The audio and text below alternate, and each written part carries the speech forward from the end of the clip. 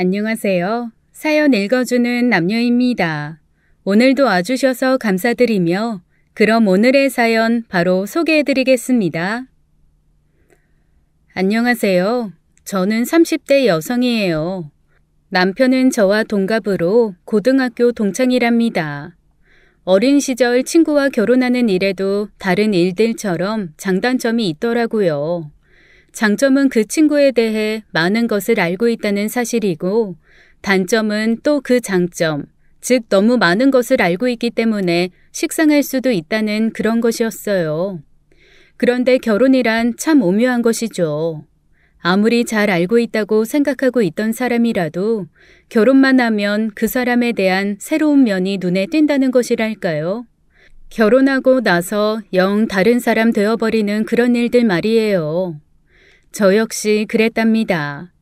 적어도 공통의 취미를 함께 할 수 있을 때까지는 남편의 새로운 면모를 보지 못했어요. 그런데 제가 살림과 육아 문제로 인해 취미 활동에서 한 걸음 물러서게 되자 남편의 새로운 모습이 많이 보이더라고요. 제 남편에 대해서 잠깐 이야기를 하고 나서 본격적으로 사연을 들려드려야겠네요. 남편은 고등학교 때 학교에서 인기가 많은 남학생이었어요. 후리후리한 키에 호남형에 잘생긴 외모, 그리고 공부도 잘하는 모범생이었죠. 준범이 있잖아. 특별활동 사진반으로 선택했대. 이제 봐라. 여자애들 다 사진반에 간다고 할걸? 나도 그럴 거니까. 어머, 정말이니? 난 카메라도 없는데. 집에 있는 건 너무 좋은 거라서 엄마 아빠가 안 내주실 텐데 어떡하니? 이렇게 고등학교 시절 남편을 마음에 두고 짝사랑하는 여학생이 여럿 있었어요. 저도 그런 여학생 가운데 한 사람이었죠. 저 역시 원래 관심이 없었지만 남편 때문에 사진반에 가입했어요. 위에 대화에서 알 수 있으셨죠? 남편의 취미는 사진을 찍고 감상하는 일이었답니다. 다른 여학생들이 그런 것처럼 저 역시 오로지 남편이 좋아서 그 특별활동반에 들어갔던 거예요.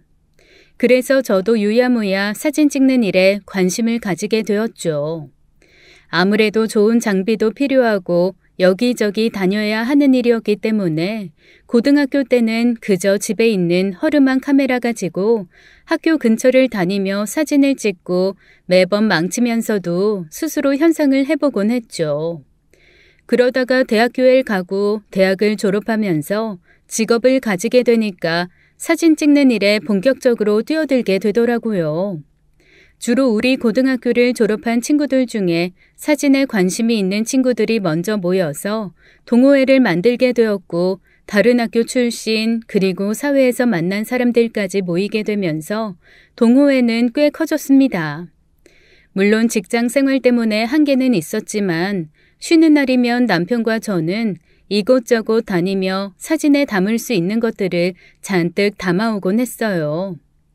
남편은 하는 일마다 참 잘하는 사람이었습니다. 사진 찍는 일에 있어서도 두각을 나타내더라고요. 그래서 남편은 동호회에서 회장을 지내게 되었답니다.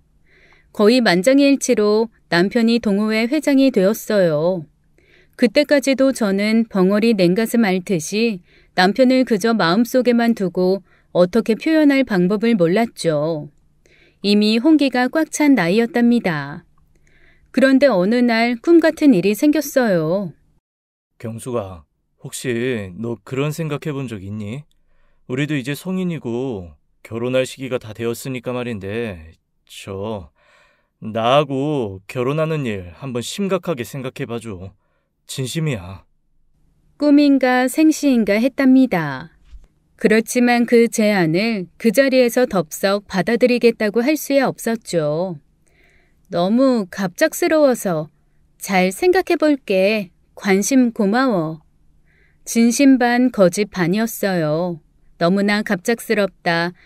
관심 고맙다는 분명 진심이었죠. 그렇지만 생각해 보겠다라는 말은 시쳇말로 그냥 튕겨보는 것이었어요.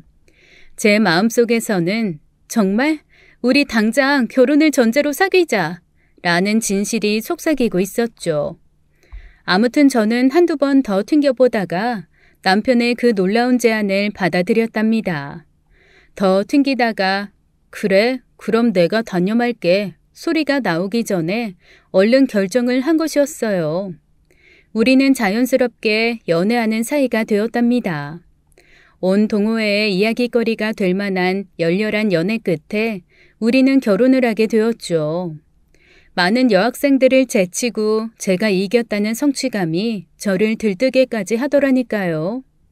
예쁜 여학생, 공부 잘하는 여학생 등등 남편에게 관심을 가지고 있었던 고등학교 때 여동창들을 모두 물리치고 제가 승리한 것 같은 느낌이었어요. 남편과 저는 결혼을 하고 나서도 계속 취미활동을 같이 했습니다. 결혼하고 나서도 같이 할 수 있는 일이 있다는 것 참 좋은 일이라는 생각이 들어요. 우리는 각자 일터에서 퇴근하고 돌아와서도 거의 사진에 관한 이야기를 나누었습니다. 그리고 주말이면 같이 나갈 출사를 생각하며 가슴이 설렜죠. 빠뜨린 거 없지? 지난번처럼 배터리 여유분 준비 못해서 남의 거 빌려 쓰는 일 이번엔 없는 거지? 네가 더 전문가인 것 같은데 왜 준비는 더 꼼꼼하게 못하는지 몰라. 네가 옆에서 다 챙겨준다고 믿으니까 그랬지. 그러니까 내 믿음 어긋나지 않게 꼼꼼하게 챙겨줘. 나 조금 덜렁대는 거 너 잘 알잖아. 남편은 스스로 덜렁댄다고 표현했지만 그런 성격은 아니었어요. 오히려 차분하고 과묵했죠. 그런 사람이 사진 이야기만 나오면 어느새 눈이 반짝이고 말이 많은 사람으로 변하곤 했답니다. 그런데 그렇게 공통의 관심사를 가지고 그 일에 대해 함께 이야기를 나누고 참여하는 일이 계속되기는 또 어려운 것 같더라고요. 집안 살림으로부터 시작해서 시집에 대한 며느리로서의 의무 등 취미활동을 방해하는 것들이 늘어나기 시작했어요. 며느리로서 시집에 대해 갖는 의무가 사위로서 처가에 대해 갖는 의무와 같을 수는 없겠죠. 거기다 아이가 생기니까 취미활동이라는 것은 생각도 못하게 되었답니다. 그렇지만 남편은 여전히 자유로웠어요. 저는 살림과 육아에 지쳐있는데 말이에요. 나 갔다 올게. 이번에는 통영으로 갈 거야. 거기서 배 타고 섬들이 다닥다닥한 곳으로 가면 아마도 사진거리가 무수할걸? 혼자만 그렇게 다니니까 좋니? 나는 집에서 아이 키우는 일이 힘들어서 죽겠는데. 나도 가고 싶다고. 그리고 아이는 나 혼자 낳은 거야? 남편은 이런 제 문제 제기에 대해서 그다지 의미 있는 반응을 보이지 않았죠. 그저 약간 토닥거리는 말 정도만 건네고는 취미를 즐기기 위해 주말에 집에 붙어있질 않은 것이었어요. 육아 문제로 퇴직을 하고 아이에게 매달려 있으면서 저는 한 번도 출사를 나가지 못했습니다. 그 공통의 관심사이자 취미거리는 이제 저에게 미움의 대상으로 변해갔어요. 원래 우리를 하나로 묶어준 공통의 관심사는 이제 남편을 주말에조차 집에 있지 못하게 하는 방해물 정도가 되었던 것이었죠. 주중에는 회사 일로, 주말에는 출사로 바쁜 남편. 얼굴 보기가 힘들었어요. 저는 남편의 회사 일을 모르고 남편은 살림과 육아의 어려움을 모른 채 서로 무심한 사이가 되어버렸죠. 그러던 어느 날이었어요. 나 이제부터는 주말에 지방으로 출사 안 갈 것 같아. 동호회에 있는 서구라고 있잖아, 왜. 걔가 나한테 일을 한 가지 주더라고. 아니, 물론 회사 일 때문에 주말에밖에 할 수 없는 일이고. 저는 일단 주말에 남편이 지방에 멀리 나가지 않는다는 것이 좋았습니다. 서구가 주말마다 촬영을 나가는 일을 했었는데 멀쩡하게 퇴근하다가 넘어져서 팔에 깁스를 하게 되었다지 뭐야. 그러니 사진을 찍을 수 있나. 의류 쇼핑몰 모델 사진을 찍는 일이야. 그 일 당분간 내가 맡아주었으면 하더라고. 남편은 어쨌든 나가서 1박 2일 걸리는 출사는 이제 안 하게 되었죠. 토요일과 일요일 늦은 아침에 나가서 촬영을 하고 저녁에 귀가할 수 있는 일이었으니까요. 그런데 그 일도 그렇게 아침에 출근했다가 저녁에 퇴근하는 스케줄이 정해져 있는 일은 아니었나 봐요. 어떤 날은 거의 저녁때가 다 되어서 출근을 하기도 하고 밤샘 촬영을 하기도 하더라고요. 친구가 맡긴 주말에 사진을 찍는 일도 역시 가정으로 남편을 조금도 되돌려 놓지 못했어요. 오히려 더 바빠지더라니까요. 밤샘 촬영이 밥 먹듯 계속되었죠. 어디야? 이 새벽에 아직도 촬영이야? 밤을 새우면 그렇다고 집에 전화 한 통 못 해줘? 집에서 기다리는 사람 생각도 해줘야 할 거 아니야. 나는 그냥 집에 비치해 놓은 가구야 뭐야? 애 키우는 거 얼마나 힘든 일인지 알기나 해? 그게 일이 너무 바쁘다 보니까 그렇게 됐네. 미안해. 그런데 지금 너무 바빠서 전화 못 받아. 나중에 다시 전화할게. 주말에 남편과의 통화는 늘 이런 식이었죠. 도대체 그 의류 쇼핑몰 모델 사진을 찍는 일이 무슨 대하 드라마 찍는 것 같았다니까요. 조서방 얼굴 본 지가 언젠지 모르겠다. 도대체 무슨 일이 그렇게 바쁘기에 처가에 이렇게도 못 들린다는 거냐? 너 혼자 애 키우는 일에 허덕이는데 그렇게 가정에 무심해도 된다니? 사진 찍는 일 때문에 그러잖아요. 요즘 쇼핑몰 모델 찍는 일을 주말에 하게 되었는데 지방으로 안 내려가니 좋을 줄 알았어요. 그런데 이건 거의 매번 밤샘 촬영이에요. 본가에도 마찬가지로 못 가보고 있어요. 희준애비는 오늘도 같이 안 왔니? 얼마나 바쁘기에 엄마가 이렇게 병원에 있는데도 못 와.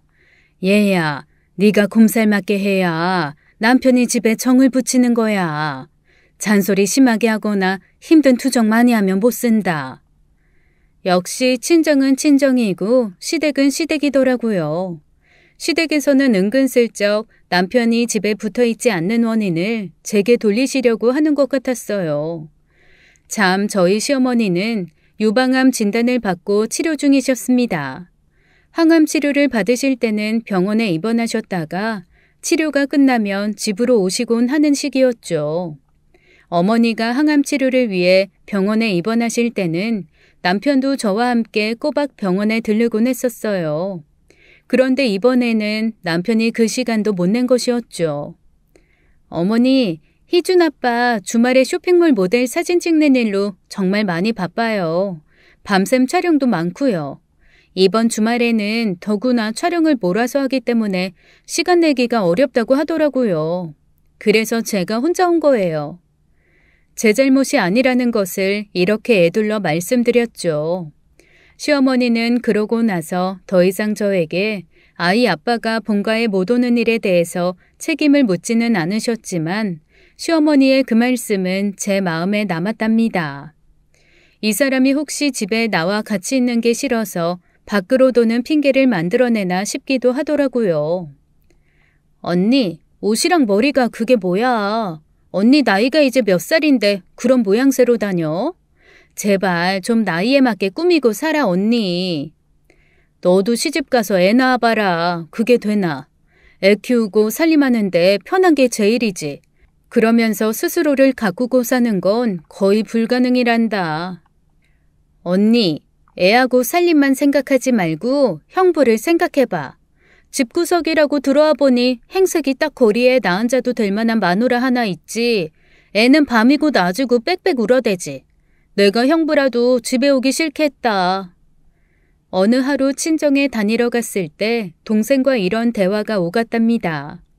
저는 동생에게 너도 시집가서 애 낳아봐라라고 말했지만 사실 동생이 하는 말이 제 신경을 날카롭게 찔렀어요. 집에 와서 거울을 보았죠. 거울 속에는 어느새 삶에 찌든 나이든 아줌마 한 사람이 보였답니다. 아직 어린아이를 키우는 30대의 주부라는 게 제가 생각해도 믿기지 않았어요.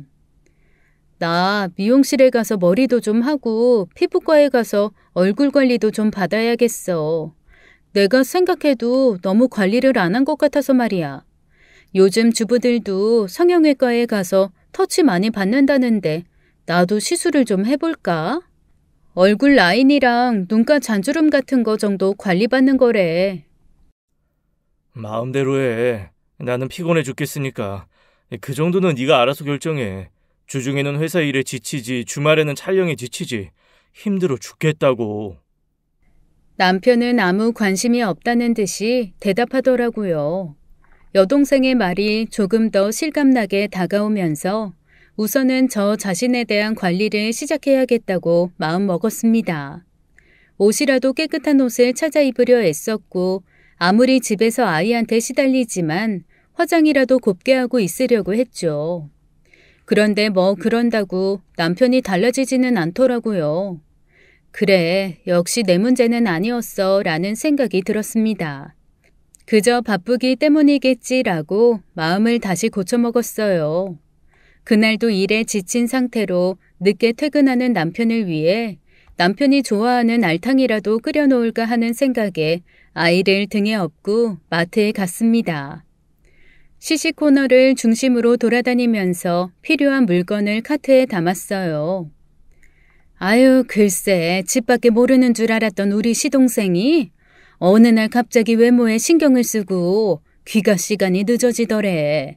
나중에 알고 보니까 사무실에서 왜 그 마누라처럼 대하는 사람 말이야. 아유, 오피스 와이프, 그런 여자를 사귀고 있더래. 어머, 그거 텔레비전에서나 나오는 말인 줄 알았더니 실제에서도 일어나는 일이네. 그러면 어떻게 되는 거야, 그 집은? 어떻게 되긴 동서는 울고불고 하는데 시동생은 그냥 제일 친한 동료 이상은 아니었다고 하더래. 그런데 그 사이 갖다 바친 선물도 옷에 액세서리에 향수에 장난 아니더라는데. 그동안 집안에 얼마나 살가운 가장이었다고. 아줌마들의 이런 대화가 제게 들려왔어요. 순간적으로 카트를 끌고 가던 걸음이 저도 모르게 멈추고 있다는 것을 느꼈습니다. 마치 돌부리에라도 걸린 사람처럼 조금은 급정거하는 소리를 내며 그 자리에 서버렸어요. 계속 움직이다가 서버리니까 아이가 등에서 울기 시작했습니다. 처음엔 그 소리도 안 들렸었나 봐요. 지나가던 다른 아줌마가 애기 엄마, 아이 울잖아요. 라고 말을 해주었을 때에야 아이가 등에서 그악스럽게 울고 있다는 것을 깨달았답니다. 저는 알탕이고 뭐고 다 집어치우고 그냥 집으로 돌아와서 곰곰 생각에 잠겼어요. 의류 쇼핑몰 모델 촬영이 무슨 드라마나 영화 찍는 것도 아니고 무슨 밤샘 작업을 그렇게 많이 해? 그건 말도 안 되는 일이야. 그게 이상하다는 걸 내가 왜 이제야 깨달았나 몰라. 같은 생각을 계속하다 보니 저는 어느새 남편이 바깥에서 딴짓을 하고 있다고 거의 확신을 하게 되었습니다. 더구나 예쁘고 몸매 좋은 모델들과 함께하는 일이었어요. 동생 말대로 아이 낳고 육아와 살림에 찌든 아줌마만 매일 보다가 그런 여자들을 대했을 때 남편의 감정이 어땠을까를 생각해 보았답니다. 충분히 이상한 일이 바깥에서 일어날 수 있었겠죠. 그날부터 집에 들어오는 남편을 찬찬히 관찰했어요. 밤샘 촬영을 하고 집에 들어오면은 저한테는 거의 눈길도 주지 않고 대충 씻고는 퍼져서 자기 바쁘더라고요. 아침은 먹는 둥 마는 둥이었고 주중 회사에서 퇴근했을 때도 역시 저한테 다정한 눈길을 주는 일은 드물었어요. 우리가 바로 동호회가 떠나갈 정도로 열렬하게 연애를 해서 결혼에 꼴이 난 그 커플이 맞나 싶은 생각이 다 들더라니까요. 어느 하루 날을 잡아서 어떻게 하겠다는 구체적인 계획도 없이 그냥 남편이 촬영을 하고 있다는 촬영 장소로 향했죠. 그런데 가는 날이 마침 장날이었나 봐요.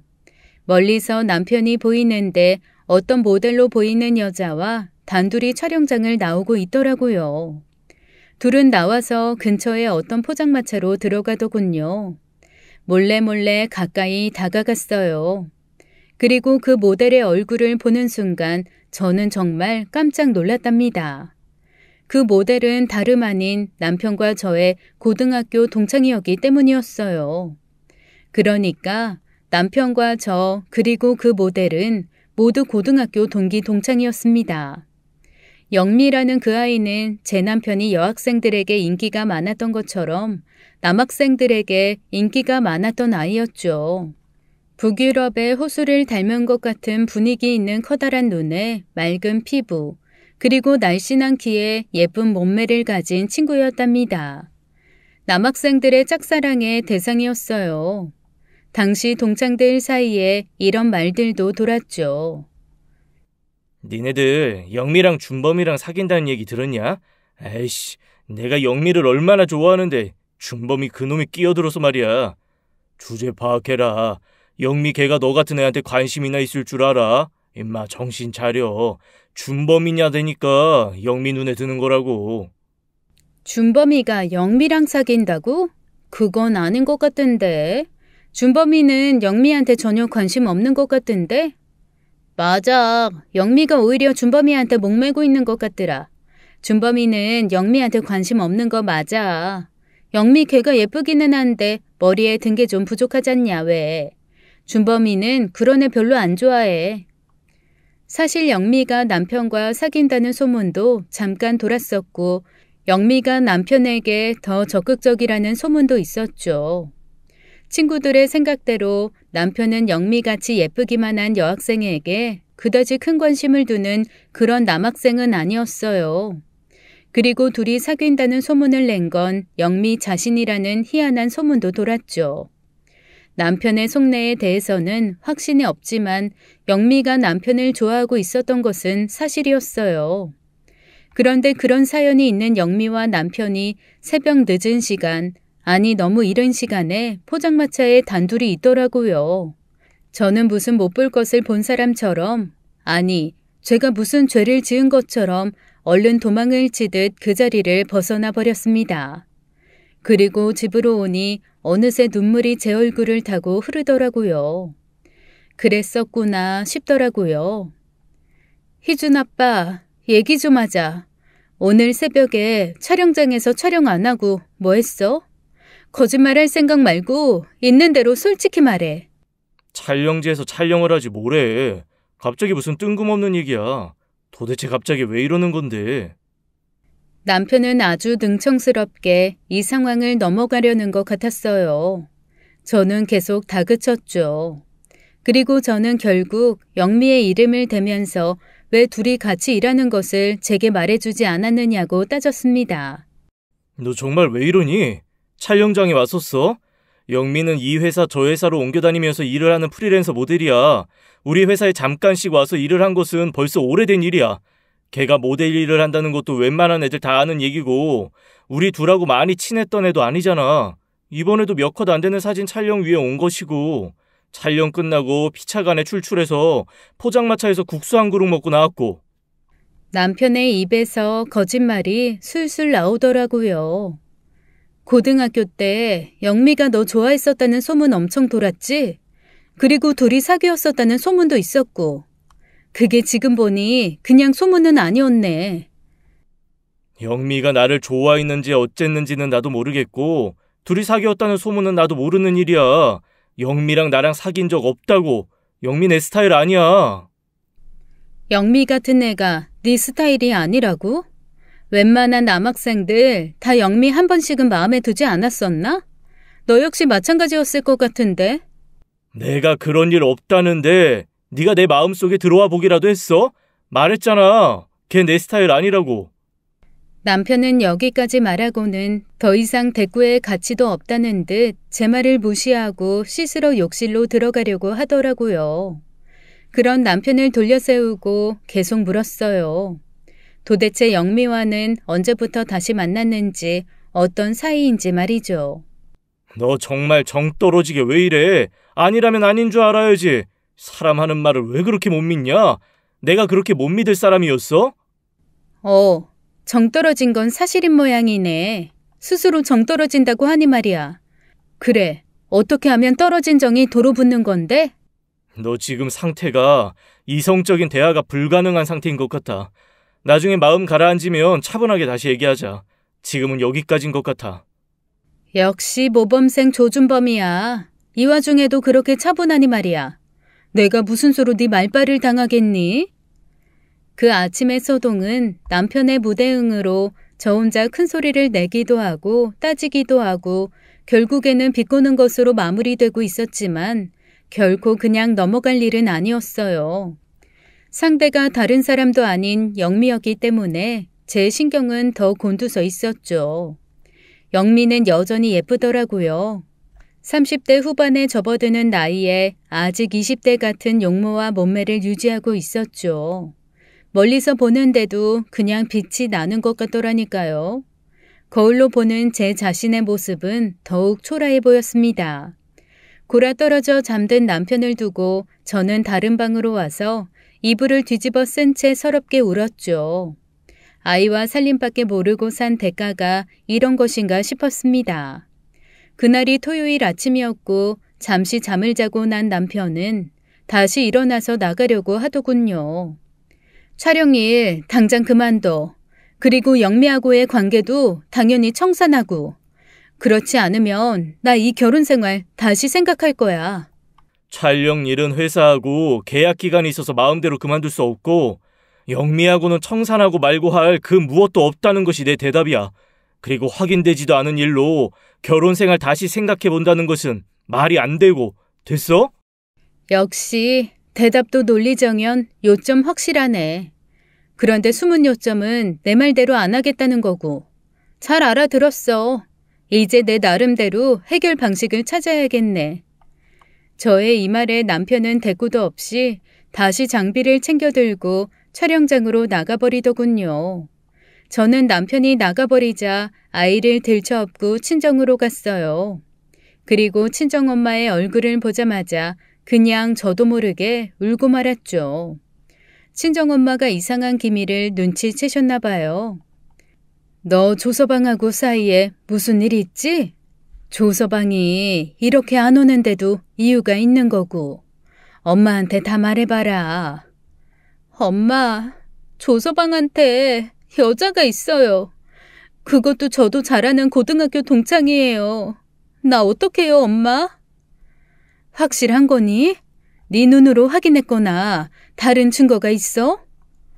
저는 지금까지 제가 보고 느낀 것을 친정어머니께 다 말씀드렸어요.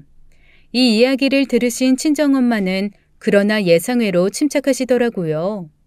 그러면서 말씀하시기를 이성적으로 생각해 보라는 것이었습니다. 불륜의 증거는 하나도 없지 않느냐는 말씀이셨죠. 그리고 남편이 하는 말이 거짓말이라는 증거도 없지 않느냐고 하시는 거였어요. 그런데 그런 친정엄마의 말씀이 그때 제게는 그저 저를 위로하시는 말씀으로밖에는 들리지 않았답니다. 하긴 무슨 일이 있어도 친정엄마가 뭘 어떻게 하실 수 있으셨겠어요. 그렇게 그냥 눈물 섞인 하소연만을 늘어놓은 채 저는 다시 집으로 향했죠. 그렇게 남편과의 사이는 냉전 상태로 접어들어가게 되었고 무엇이 해결되어 갈 기미도 더 나빠질 기미도 보이지 않은 채 날짜가 흘렀습니다. 저 스스로 어찌해야 할 바를 몰랐어요. 친정엄마는 여전히 확증이 있기 전까지는 남편을 믿으라고 저를 달래셨죠. 그러던 어느 날이었어요. 마음도 달랠 겸 친구들 모임에 아이를 데리고 나갔다가 귀가했답니다. 시아버님이 우리 집으로 오시게 되어 있었어요. 다름 아닌 어머님이 입원하신 병원으로 함께 가기로 한 것인데 어차피 지나가는 길이니 아버님께서 저희 집에 들르시겠다고 한 것이었죠. 저희 집은 아파트나 빌라가 아닌 일반 주택이에요. 시댁에서는 물론 아파트를 마련해 주시려고 하셨지만 남편과 제가 굳이 일반 주택을 원했답니다. 왜냐하면 바로 사진에 대한 관심 때문이었어요. 지하에 암실을 만들어서 현상까지 직접 하려고 했던 것이었죠.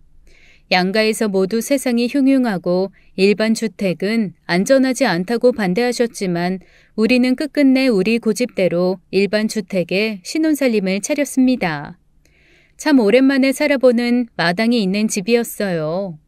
남편은 이 집을 보러 오면서 마당이 있으니 대형견 한 마리를 데려다 키우고 싶다는 말을 했었죠.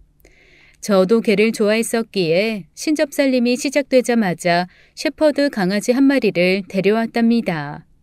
그 강아지를 우리 부부는 마치 아이 돌보듯 소중히 키웠고 이제 늠름한 대형견으로 성장해 있었어요. 제가 마당에 들어서자 개가 마치 수십 년 만에 해우를 하듯 저를 반기더군요. 이재미의 개를 키우죠. 잠깐만 나갔다 와도 마치 몇십 년 이별했다가 만난 것처럼 반겨주는 이런 반응 말이에요. 괴를 한번 쓰다듬어 다독거린 다음 안으로 들어갔어요. 곧이어 초인종 소리가 들렸죠. 시아버님이 도착하신 것이었어요. 오실 시간이 아직 되지 않았지만 조금 일찍 오셨더군요. 어서 오세요, 아버님. 제가 외출했다가 조금 늦어서 아직 준비를 다 못했어요. 아버님, 차 한잔 드시고 잠깐만 기다리세요.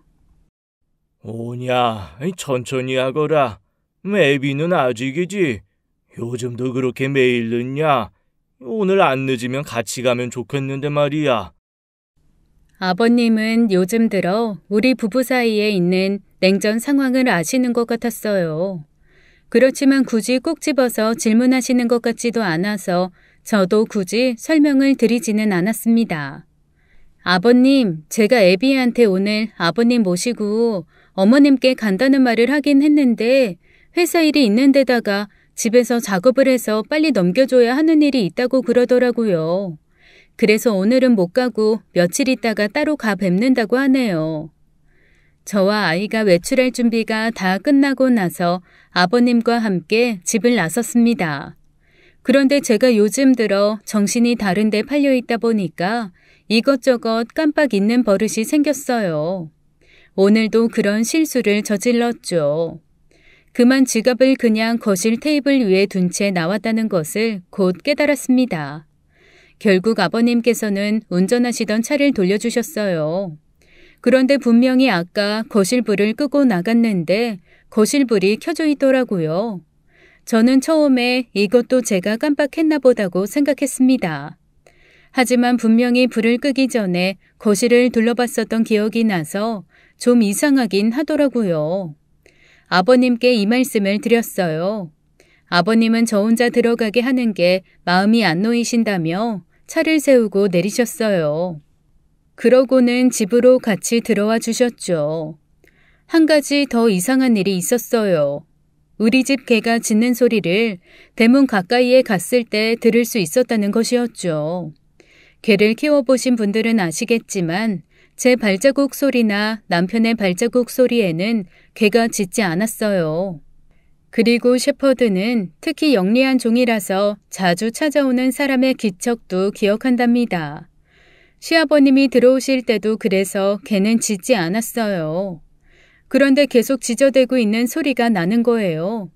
아버님과 저는 더 긴장할 수밖에 없었죠. 분명히 꺼져 있어야 할 거실의 불, 그리고 계속되는 개의 짖는 소리. 그래도 집 안으로 들어가 봐야 했어요. 이제는 지갑보다도 집안에 도둑이라도 들지 않았나를 걱정하면서 말이에요. 개는 제가 아버님을 모시고 들어가는데도 다른 쪽을 보면서 계속 짖고 있었어요. 개의 시야를 따라가 보니 지하실 내려가는 계단 쪽이라는 것을 알 수 있었습니다. 정말 이상하다 싶더라고요. 아무튼 거실에 들어서니 그저 평온한 거실이었어요. 테이블 위에 지갑이 얌전히 놓여 있더라고요. 얘야, 지하에서 무슨 기척이 나는 것 같구나.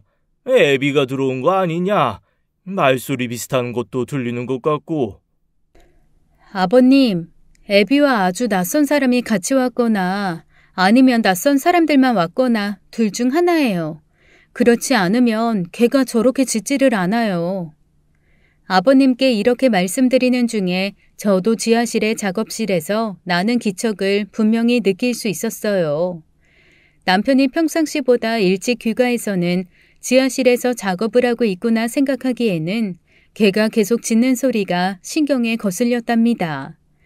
아버님께 말씀드린 대로 낯선 사람들만이 들어와 있거나 아니면 아주 낯선 어떤 사람과 남편이 함께 들어와 있다는 증거였어요. 지하실로 내려가 보기 위해서 아버님과 제가 일어섰죠. 집안에서도 지하실로 통하는 통로가 있었어요. 그 통로를 통해 내려가다 보니 말소리가 들리는 것이었어요. 정확히는 들을 수 없었지만 남편의 목소리에 섞여 어떤 여자의 목소리가 들리는 것 같았죠. 아시다시피 암실에서 작업을 할 때 문을 열면 안 되죠. 그런데 그것을 생각 못하신 아버님께서 그냥 문을 열고 안으로 들어가셨어요.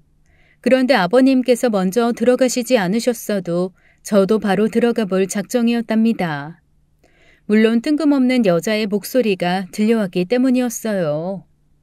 빛을 받은 암실 안의 풍경이 시아버님의 제 눈앞에 펼쳐져 있었어요.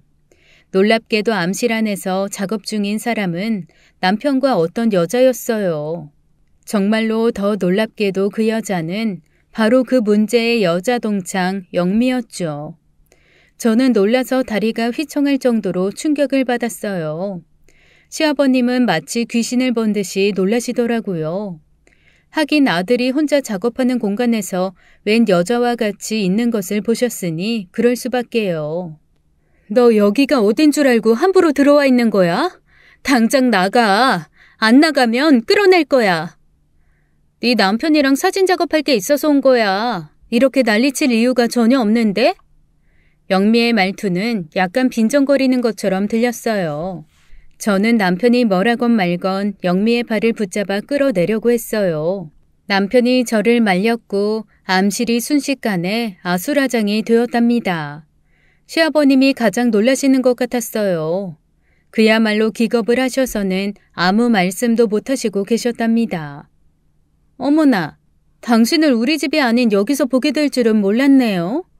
여기 준범이는 제 고등학교 동창인데 그럼 준범이 아버님 되시는 거예요? 당신이? 세상에, 어떻게 이런 우연이 다 있죠? 영미의 이 말은 암시를 더욱 발칵 뒤집어 놓았어요. 영미가 당신이라고 부르는 사람은 분명 제 시아버님이셨습니다. 제 남편 준범이의 아버님이라고 분명히 말하고 있었죠. 그런데 우리 집이라뇨. 이건 또 무슨 말일까요? 아, 이렇게 되는 사이였구나. 세상에. 이분하고 난 한 집에서 지내는 사이인데 물론 집도 마련해 주셨고 생활비에 용돈에 필요한 비용은 다 주셨었지. 그래서 내가 정성 들여 모시고 있었거든. 그런데 요즘 들어서 집에 잘 안 오시더라고. 이런 요사스러운 것 같은 일하고 내가 분명히 안 만나겠다고 했는데 이게 무슨 짓이야?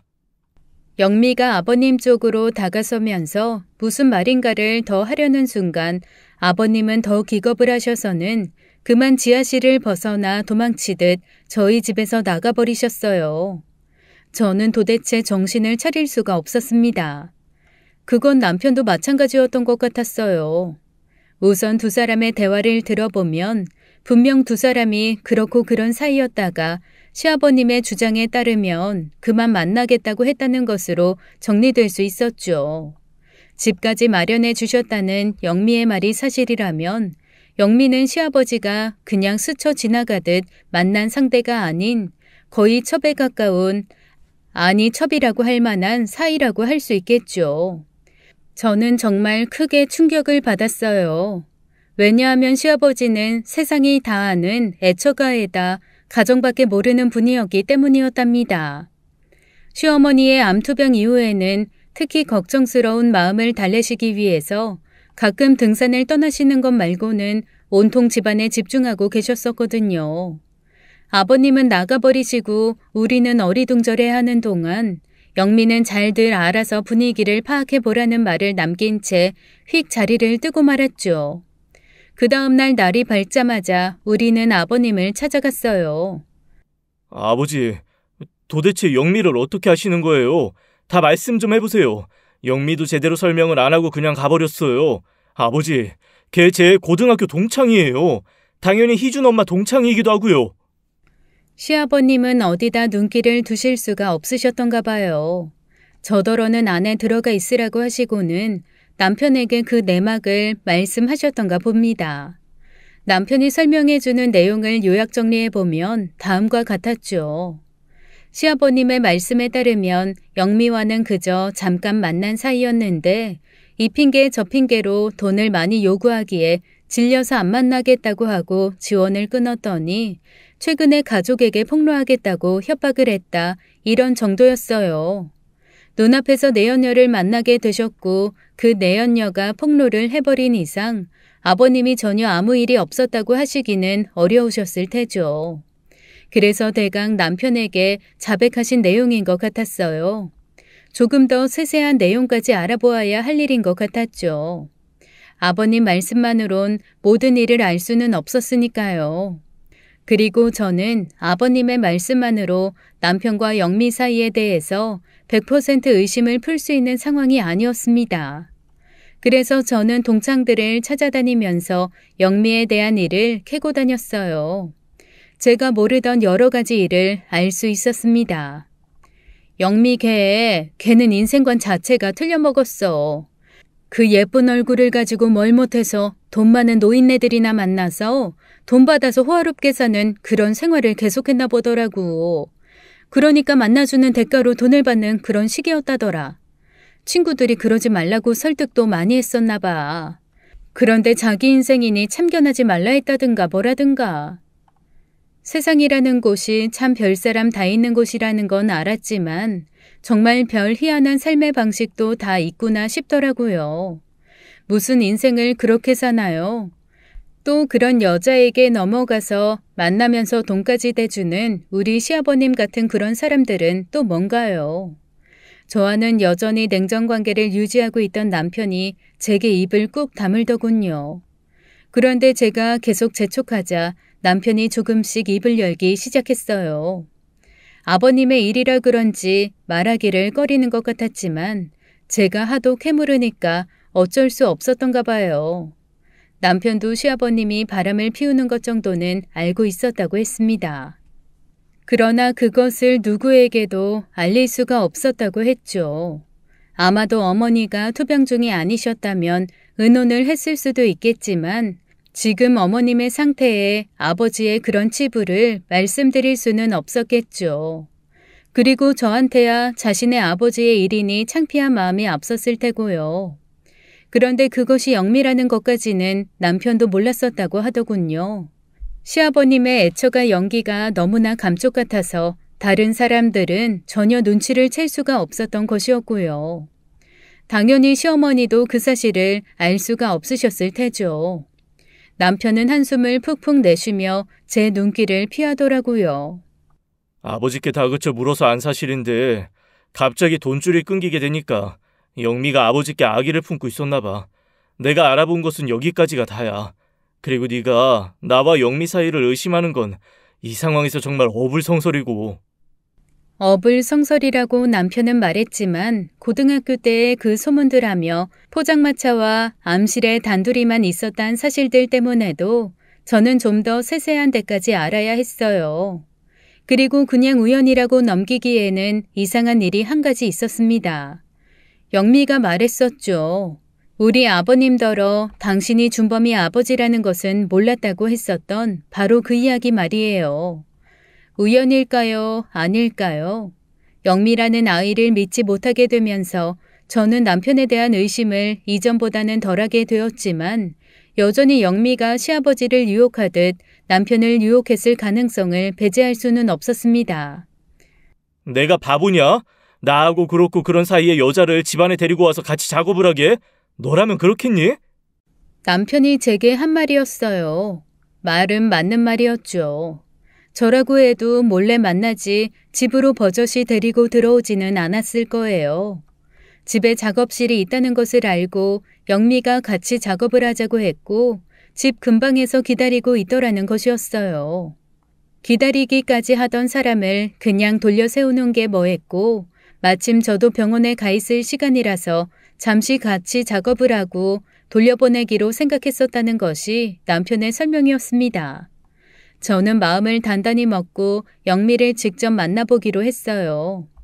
필요하다면 남편과 삼자대면까지 할 생각이었죠. 남편에게 영미의 연락처를 묻자 바로 알려주더라고요. 직접 만나보고 자신과 영미와의 사이를 판단하라는 것이었어요. 그렇게 해서 저는 영미를 직접 만나게 되었답니다. 우리 시아버지하고 네 사이는 어떤 사이인지 이제 분명히 알았고 내가 궁금한 건 우리 애아빠하고의 사이야. 너 도대체 어디까지 갈 수 있는 애니? 너 우리 집에 왔을 때 우리 애아빠가 우리 시아버지의 아들이라는 거 알고 온 거니 모르고 온 거니? 영미가 대답을 안 하고 비꼬는 듯한 미소를 띠며 앉아 있더라고요. 그리고 그 대답은 남편에게 들으라고 하더군요. 저는 영미에게 하고 싶은 말을 다 하기로 작정을 하고 말했어요. 너 도대체 그 예쁜 얼굴 가지고 할 일이 이것밖에 없었니? 연예계 쪽으로 진출할 수도 있었잖아. 그렇게 해서 한 걸음 한 걸음 노력해서 돈 버는 길을 택했어야지. 왜 생긴 건 그렇게 예쁜데 마음이 그렇게 예쁘질 못한 거니? 내가 더 충격적인 사실 하나 말해줄까? 네 시아버지 말이야. 나 말고도 이전에 만나던 여자들이 줄을 섰어. 아마 줄 세워놓으면 100m는 될걸? 몰랐지? 노인네가 젊고 예쁜 여자 아니면 절대 안 만나시는 것 같더라고. 그런 젊은 여자들 중에서 돈이나 많이 갖다 주면 좋다고 만날 사람은 쌓였고 말이야. 거짓말하지 마. 내 남편도 그런 말은 안 했어. 네 말 도저히 믿을 수 없어. 우리 아버님이 아마 실수로 너를 어쩌다가 만나게 되신 것 같은데 그 이상의 모함까지 하는 건 어쨌든 그동안 너를 후원해준 사람에 대한 예의는 아닌 것 같은데. 영미는 비웃는 듯한 말투로 계속 말을 이어가더라고요. 자신 이전에 만난 여자들에 대해서 시아버님이 굳이 비밀로 하지 않으셨다나요? 그럴 이유가 없었다는 것이었죠. 피차간의 사랑으로 만난 사이가 아니었다는 설명이었어요. 영미는 돈이 필요했고 아버님은 젊은 여자가 필요했었다는 것이었죠. 자신 이전에 만났던 여자들에 대해 어떤 질투도 느낄 필요가 없었다는 것이 영미의 설명이었어요. 이 이야기를 남편에게 해줄까 말까 하다가 솔직히 말해주었습니다. 남편은 별로 놀라지 않더라고요. 아버지 그러시는 거 나 이미 다 알고 있었어. 지난번에 너한테 설명할 때 그냥 영미 하나 만나신 걸로 끝내고 싶었고 그냥 누구한테도 말 못하고 끙끙 앓고만 있을 수밖에. 나 아버지 일로 많이 힘들었어. 네가 나를 조금만 이해해줬으면 좋겠다. 아버지 일은 너한테 자세히 얘기할 수 없었지만 세상에 나를 이해해줄 사람은 너밖에 없어. 남편은 결국 눈물을 보이더라고요. 잠시 울고 난 남편은 눈물을 닦더니 제가 궁금해했던 것에 대한 해답을 하나 이야기해 주었답니다. 영미가 남편에게 직접 물어보라고 했던 바로 그 말에 대한 대답이었어요. 그 해답을 설명하기 위해 남편은 핸드폰을 열어 사진 하나를 보여주었습니다. 시어머님이 잠시 호전된 상태를 보이셨을 때 시부모님들을 모시고 괌으로 여행을 갔을 때의 가족 사진이었죠. 영미가 모델 일로 와서 오랜만에 남편과 조우하게 되었을 때 아이가 저와 남편 중 누구를 더 닮았냐며 사진이 있으면 보여달라고 했다더군요. 남편은 핸드폰을 열어 사진을 보여주었다고 했어요. 적어도 그때 영미가 남편이 자신이 만나던 사람의 아들이었다는 것을 알게 되었을 가능성이 높다는 것이었죠. 그 이후 영미는 남편이 촬영하는 회사에 모델로 더 자주 오더라는 것이었어요. 그리고 남편에게 저녁을 먹자 같이 현상 작업을 하자는 둥 친하게 접근해 오더라는 것이었죠. 그렇지만 남편이 자신이 마음먹은 대로 행동을 취하지 않자 시아버님의 문제를 걸고 넘어지면서 폭로하겠다며 협박을 했다는 것이었어요. 영미는 실제 사례를 보여주려는 듯 제 시동생에게 연락을 취해 아버지와 자신과의 관계를 폭로하기도 했다더군요. 그래서 사실 저를 제외하고 모든 사람들이 아버지의 외도 사실을 알았다는 것이었어요. 이제 저까지 알았으니 모르는 사람은 시어머님 한 분뿐이었죠. 이렇게 남편에 대한 의혹도 풀리고 있었죠. 남편에게는 다만 미안했고 아내로서 그 마음의 부담을 이해해주지 못한 저 스스로가 원망스러울 뿐이었습니다. 얘들아, 부탁이다. 너희들 어머니에게만은 비밀로 해다오. 너희들 엄마가 아파서 그 스트레스로 다른 여자를 찾게 된 것뿐이지 나한테는 네 어머니밖에 없다. 제발 부탁하니 비밀로 해주길 바란다. 네 동생에게도 설득해서 그렇게 하도록 좀 해줘. 시아버지는 정말로 빌다시피 하시더라고요. 그런데 남편이 뜻밖의 제안을 했습니다. 아버지, 가지고 계시는 재산 모두 저한테 명의 이전해 주세요. 제가 아버지 재산이 탐나서 이러는 게 아니에요. 아버지는 천성적으로 마음도 약하시고 유혹에도 약하신 분이세요. 그 재산 가지고 계시면 영미 같은 여자들도 파리떼처럼 꼬일 거예요. 세상이 그런 세상이에요. 그러니 저한테 관리 맡겼다 생각하시고 일단 그렇게 해두세요. 시아버님은 조건 없이 이 제안을 받아들이시더라고요. 그러면서 다시 한번 비밀 유지를 부탁하셨죠. 심사숙고 끝에 저와 남편은 적어도 어머님이 완치되실 때까지는 이 사실을 숨겨드리기로 했어요. 어머님은 이후에도 몇 번을 더 병원에 드나드시면서 항암 치료를 하시고 퇴원하시는 일을 반복하셨습니다. 아버님은 그저 조용히 어머님 곁에만 계시는 것 같았어요. 그리고 다니시던 등산도 다니시지 않는 것 같더라고요. 그러고 보니 등산을 가신다고 하면서 그 여자들에게 마련해 주신 집에 드나드신 것 같다는 생각이 들더라고요. 최근에는 집을 비우는 일이 거의 없으셨어요. 이제는 가진 재산 한 푼도 없는 분이 비슷한 사고를 치시기는 어려우실 겁니다. 어머님의 상태는 날이 갈수록 좋아지셨어요. 그리고 이제 3년에 한 번씩 병원에 와서 검사만 받으면 된다는 진단까지 받으셨죠. 거의 완치되신 것이었어요. 오랜만에 우리 시댁에 평화로운 시간이 찾아왔답니다. 아버님은 여전히 조용하셨고 어머님은 활기를 되찾으셨어요. 우리 내외지간에 있었던 오해도 풀린 상태였고요. 다만 남편이 영미가 그 이후 몇 번인가 더 남편이 촬영하는 회사에 와서 모델 촬영을 했다는 이야기를 들려주더라고요. 우리 아버님만한 돈줄은 아마도 없었을 거예요. 큰 재산을 가지신 재력가이신 데다가 마음이 약하셔서 말만 하면 돈이 나오는 자동 금고와 마찬가지인 분이셨겠죠. 아주 친하지는 않았지만 저는 친구로서 정말로 영미가 마음을 고쳐먹고 새 삶을 찾기를 간절히 바랬답니다. 그래서 남편에게 가능하면 일거리를 많이 소개해주라고도 했죠. 남편은 그 말도 무시해버리더라고요. 그런 정도로 만족할 만한 아이가 아니라고요. 그러면서 남편은 고등학교 때까지로 거슬러 올라가면서 설명을 했습니다. 영미가 정말 자신을 좋아했었다면, 그리고 둘이 사귄다는 소문을 영미가 스스로 낸 것이라면 그 이유는 단 하나뿐이라고요. 바로 부잣집 아들이었다는 것, 그거 하나 때문이었다고 남편은 파악하고 있었습니다. 친정에다가도 말씀드리기 창피스러운 일이었지만 비밀 유지를 부탁드리면서 친정 엄마께만 말씀을 드렸어요. 엄마는 그야말로 기절 초풍을 할 듯 놀라셨죠. 그러고는 저를 야단치셨어요. 물론 근거 없이 죄 없는 사람을 의심한 것에 대해서 따끔하게 혼내키신 것이었죠. 그리고 우리 시어머님, 어머님은 이제 집안 살림도 스스로 하실 정도로 상태가 많이 좋아지고 계셨어요. 어느 날 어머님이 우리 부부를 부르셨습니다. 그리고는 아주 오랜만에 어머님이 스스로 지으신 저녁을 먹게 해주셨어요. 우리 어머님 원래 솜씨가 아주 좋으신 분이라고 들었어요. 그동안 편찮으셔서 일하는 아줌마가 상주하고 있었지만요. 어머니가 해주신 맛있는 저녁을 먹으면서 저와 남편 그리고 시어머님은 아주 오랜만에 행복한 시간을 보냈답니다. 시아버님은 동네 마실을 나가시고 안 계셨어요. 얘들아, 너희들 내가 항암치료에 지친 상태로 집과 병원을 왔다 갔다 하면서도 알 것은 다 알고 있었다고 하면 놀라겠지?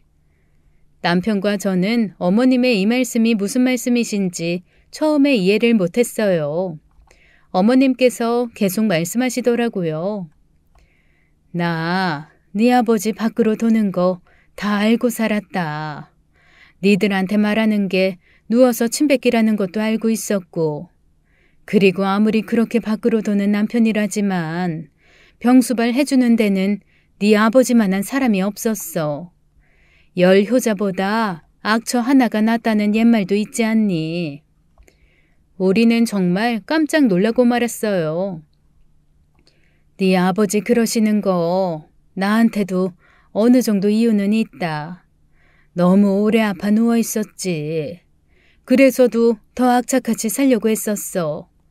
그런 마음 상태 때문에 어쩌면 오늘날 이렇게 살아서 너희들하고 이야기 나누고 있는지도 모르겠구나. 그러면서 어머님은 말씀하시기를 그런 생각이 맞아떨어졌는지 당신이 다 낫고 나니까 아버님이 밖으로 두시지 않는 것 같다고 하셨어요. 그리고 이젠 전 재산을 애비 너한테 넘겨줬으니 돈 없어서 어디 바람 피우겠니? 그건 참 다행이라는 생각이 든다. 돈이나 보고 덤벼드는 여자들에게 넘어가기 딱 좋은 분이 네 아버지셔. 여기까지 말씀하셨을 때 우리는 그냥 듣고만 있었죠. 그리고 어머님께서는 저희가 대답할 수 없는 물음 한 가지를 던져주셨어요. 그런데 딱 한 가지 이해 안 가는 일이 있구나. 네 아버지가 무슨 일로 그렇게 일찍 너에게 증여를 하게 된 거니? 사연을 들으시는 여러분, 남편과 제가 어떻게 했겠어요? 물론 모르고 그러신 일이기는 하지만 차마 아들 며느리의 고등학교 때 친구와 바람을 피우셔서 그렇게 되셨다는 말을 어떻게 해드릴 수 있었겠어요? 당연히 아무 대답도 해드리지 않았죠. 일찍 증여해 주시기는 하셨지만 어떤 이유인지는 저희들도 모른다는 말씀만 드렸습니다. 사연을 들으시는 여러분, 여러분도 저희 어머님 비슷한 분을 만나게 되신다면 어머님이 이 사연을 안 듣고 계시길 바랄 뿐이에요. 사연 들어주셔서 감사합니다. 지금까지 사연 읽어주는 남녀였습니다. 끝까지 시청해주신 여러분 감사드리며 저희는 다음 사연으로 돌아올게요. 감사합니다.